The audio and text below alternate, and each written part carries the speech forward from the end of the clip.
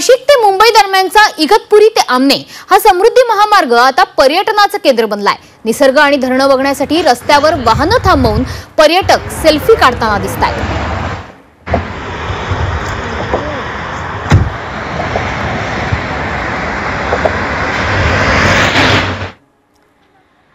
जालन्यातल्या जाफराबाद बस डेपोला 13 नवीन बसेस मिळाल्यात। भोकरदनचे आमदार संतोष दानवे यांच्या हस्ते या नवीन बसेसचं उद्घाटन करण्यात आलंय। उद्घाटनानंतर दानवेंनी बसमधून प्रवास देखील केलाय। चारधाम यात्रेची बुकिंग करत भाविकांना यात्रा न घडवता 4,26,000चा गंडा घातला गेला। या प्रकरणी ट्रॅव्हल कंपनी मालकाविरोधात नाशिकच्या पंचवटी पोलीस ठाण्यात फसवणुकीचा गुन्हा दाखल करण्यात आलाय।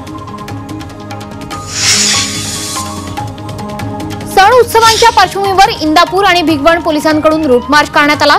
नागरिकांनी अनुचित प्रकार टाळावा, सोशल मीडियावर आक्षेपार्ह पोस्ट टाकू नयेत असं आवाहन यावेळी पोलिसांनी केलंय। नाशिकच्या पंचवटी भागात घरफोडी करणाऱ्या 3 संशयितांना गुन्हे शाखेच्या पथकानं अटक केली आहे। एक चारचाकीसह 2,50,000 रुपयांचा मुद्देमाल हस्तगत करण्यात आलाय। गोपनीय माहितीनुसार पोलिसांनी ही कारवाई केली आहे।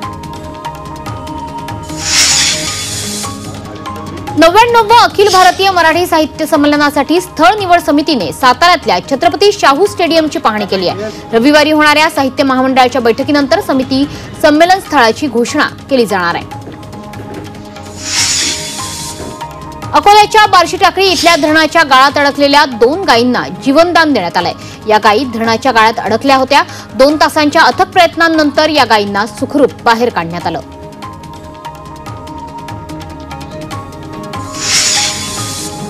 सरकारनं निवडणुकीपूर्वी दिलेल्या आश्वासनांची आठवण करून देत शिवसेना युबीटीनं सरकारला धारेवर धरलाय।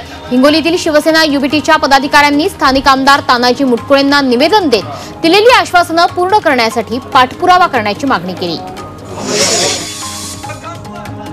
पंढरपूरमधल्या विठ्ठल रुक्मिणी मंदिर समितीच्या बैठकीत गोंधळ झाला। बैठकीत सामाजिक कार्यकर्त्यांनी गोंधळ करत घोषणाबाजी केली। बैठकीत काही सामाजिक संघटनांच्या पदाधिकाऱ्यांनी मंदिर प्रशासनाच्या विरोधात जोरदार घोषणाबाजी केली। सातारा जिल्ह्यातील कोरोना रुग्णांची संख्या वाढली आहे। गेल्या 3 दिवसांमध्ये 8 जणांचे अहवाल कोरोना पॉझिटिव्ह आलेत। यामुळे जिल्ह्यात कोरोना रुग्णांची संख्या आता 12 वर पोहोचली आहे। यामधील 5 रुग्णांवर खासगी रुग्णालयात उपचार सुरू असून इतर 4 जण घरीच उपचार घेत आहेत।